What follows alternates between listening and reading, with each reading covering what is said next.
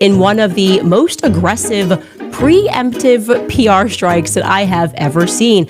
They posted photos of my manager's infant daughter, my makeup artist, my family members. Like, we didn't search people's names. It was like publicly on Facebook. It was like publicly on Facebook. It was like publicly on Facebook.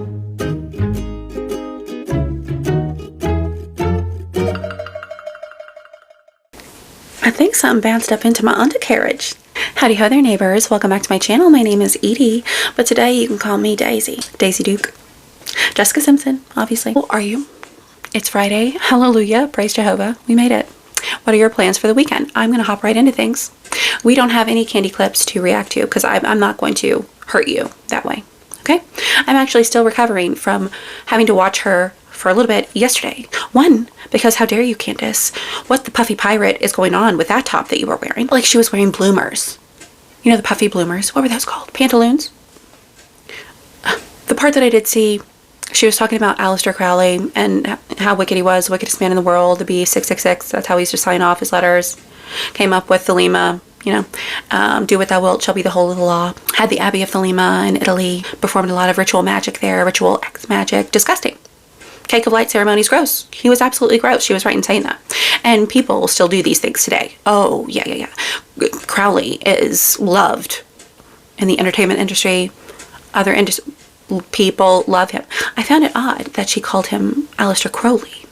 I'll tell you why. Crowley asked specifically for people to call him or pronounce it as Crowley. So usually people who are exposing him and grossed out by him, we say Crowley because we're not going to do anything that he wants us to.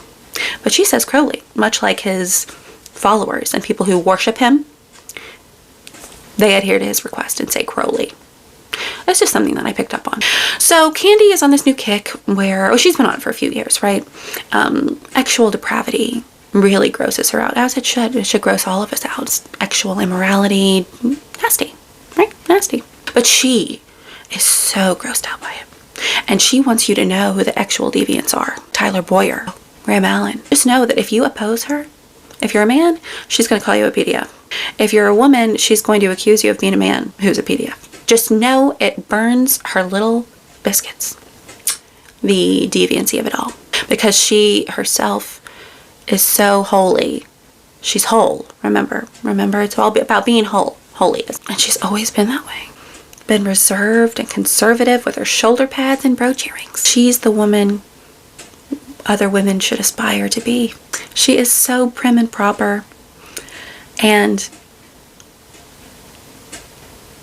we just need to be like her. Except that she's not, and we should not aspire to be like her. So today, what we're going to do is stroll down memory lane. And we're going to read Candace in her own words because I think that the picture painted of herself, lo these many years, is quite different from who she really is. I mean, yesterday she was saying that Erica is not at all who she was. And the ex-boyfriends of Erica that she spoke with testified to that. They said, this is not the person I knew. She's playing a part. She's pretending. This is not who Erica is. Well, I would argue that Candace is not who she says she is. So let's start with the first article. I can't read everything verbatim because I feel like they will delete my channel because it's so graphic. The thumbnail is also a corn picture. It's of a lady in her birthday suit, right? Okay. Candace wrote this, by the way. This is from her Degree 180 web archive. All right, and the title is Hetero Males. What's your obsession with ANAL?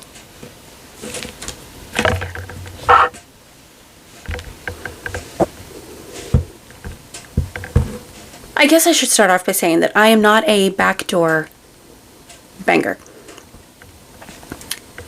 That's corn world slang for a person that participates in ANAL.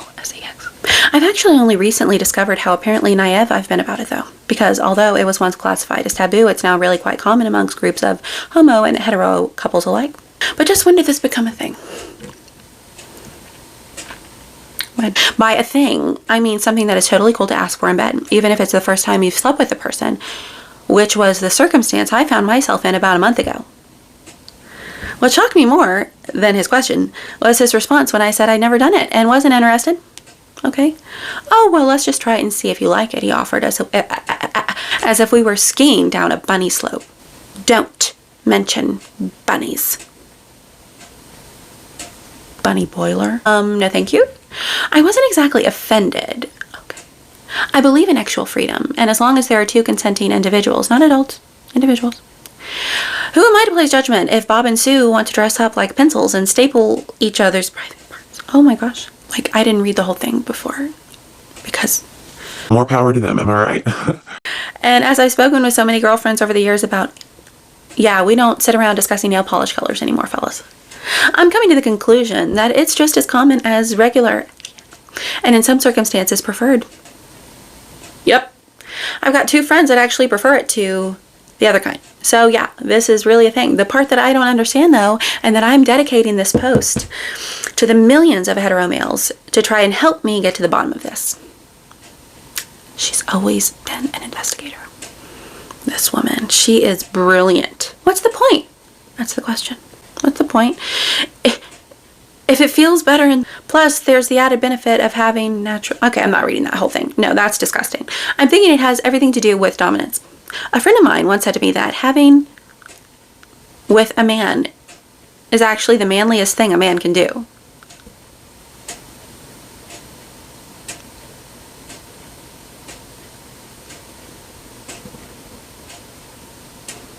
Men? No. No, it's not. No. Honey. No. Because it's a total and complete dominance. It's total and complete dominance. Though this declaration initially startled me, after considering it thoroughly, I've realized she is 100% right. So it was a female who said that to her. Who said that's the manliest thing a man can do is that. It initially startled me. After considering it thoroughly, I've realized she is 100% right. She's 100% right that having with a man is the manliest thing a man can do.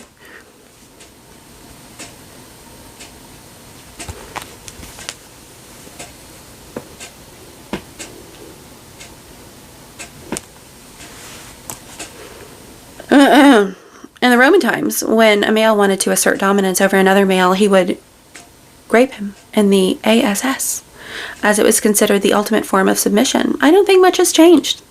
What I think X represents for hetero men is complete and total submission from their women partners, which is, in an actually fluid world, would be just a notch below male on male. The arousal element stems from antiquated senses of conquer and defeat. Wow, it's starting to look like it may be time to demand a recount, gay community, because if you ask me, it's more than a bit ironic that, okay, I'm not going to read the rest of it. Endorsing actual deviancy. She just endorsed it. She agrees that it's the manliest thing a man can do. So, George, okay. The next article we are going to read. Very telling. It's very telling. And the title is... F girl code. I can hook up with your ex-boyfriend if I want to. I am so sick, like literally projectile vomiting green onto the ceiling exorcism status, sick of what various women are beginning to distort as the guidelines of our girl code. You see, what I had remembered it being was an ethical system of support meant to empower women and strengthen the relationships between them. I believe that may have been the initial intention behind the ambiguous code when it first surfaced, right? But it seems that may be fast becoming the vintage definition, because what this so-called code is being reduced to, what it now carries with it, is an inclusion clause for the bat poop crazy antics and excuses made by insecure women, placing unfair restrictions and expectations upon other women, with an added reverse psychological twist of she's not a girl's girl. So F it then. I'm not a girl's girl, but she uses the actual F word. If a girl's girl means that I have to watch the way I'm speaking to your ex, former boyfriend, because you used to, don't anymore, date him, and you and I are not, no, bitch, we are not friends, then yep, you caught me red-handed, sister. I am just not a girl's girl. Shocker. a shocking revelation. And I'm just so terrified of the repercussions here, because just what will people think of me when they learn that I go around and sleep with single guys? Don't be that girl.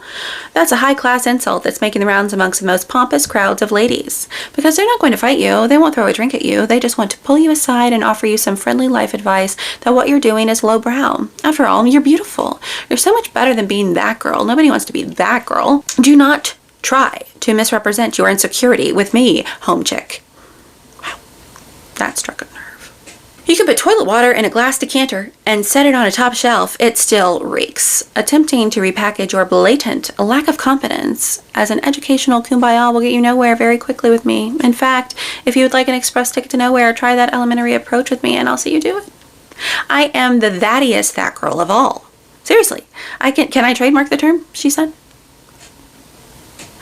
Because I am that girl. I am that girl that is not going to be made to feel like some uncivilized whore because I hooked up with someone that you are, here comes the singer, no longer dating, remember? I don't understand what level of respect you girls, and I'm just using the word girls in lieu of women here, expect from me when I am not your friend.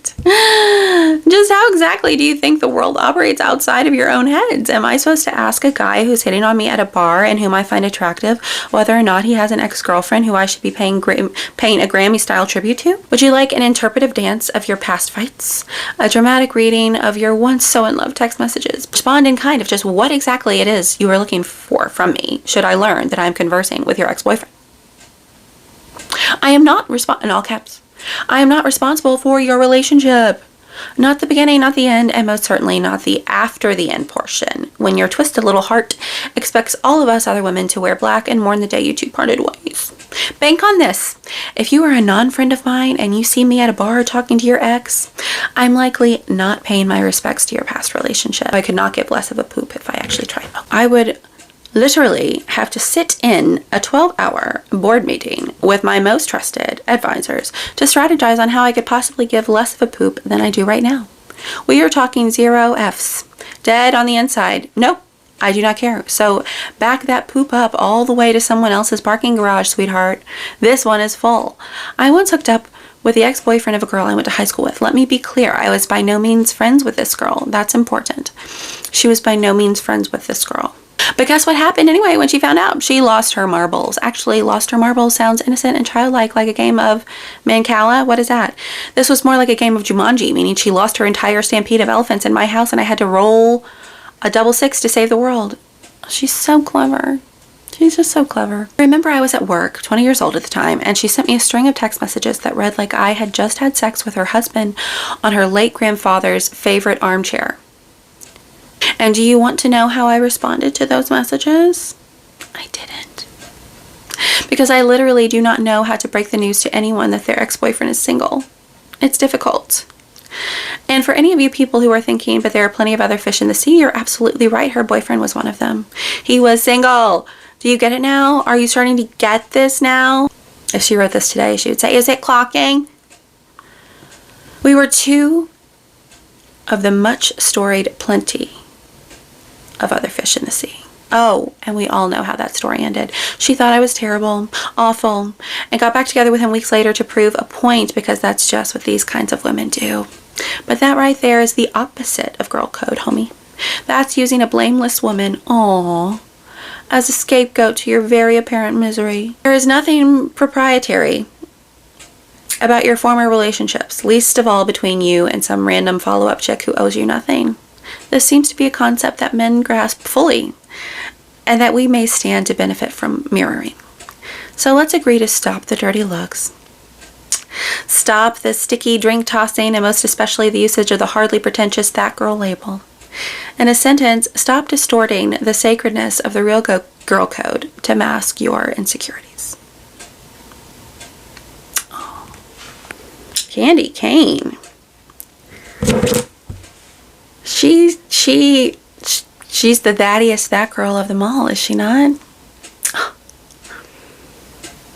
But this wasn't brought up during the whatever podcast panel that you were part of, when you were reprimanding the girls and saying no men would ever want them because of their body count. What's your body count? You're trying to make Erica out to be some sort of harlot, saying she has many a notch on her belt. What about you? What about you? Yeah, I'll put this link in the description. What are your thoughts? How do you feel about this? Candies, what's your excuse? I've seen you all coming after Erica, calling her names, putting her down, saying she is a garden tool. It's a little pot kettle situation here, is it not? Yeah. Let me know what you thought of it and share it with someone if you want. And thank you to all of my new and existing subscribers. I love you so much. We're headed towards 2,000 subs and I couldn't be more thrilled. I love you so, and have a wonderful day. I will talk to you tomorrow.